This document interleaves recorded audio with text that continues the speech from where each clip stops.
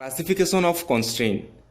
Constraints may be classified mainly in two types: holonomic constraint, non-holonomic constraint.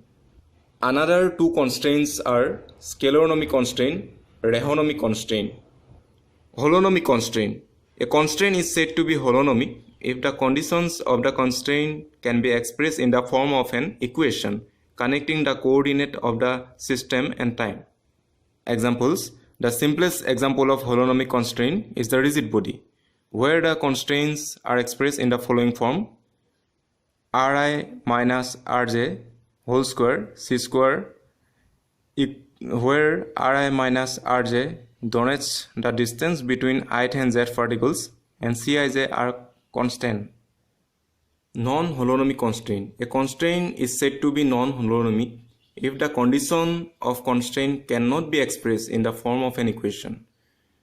Example, a particle placed on the surface of a sphere is an example of non-holonomic constraint.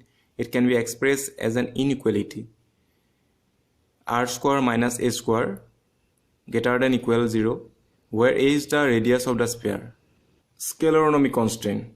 A constraint is said to be scaleronomic if constraint relations do not explicitly depend on time. Examples: a bit sliding on a rigid curve where fixed in space is subject to a scaleronomic constraint.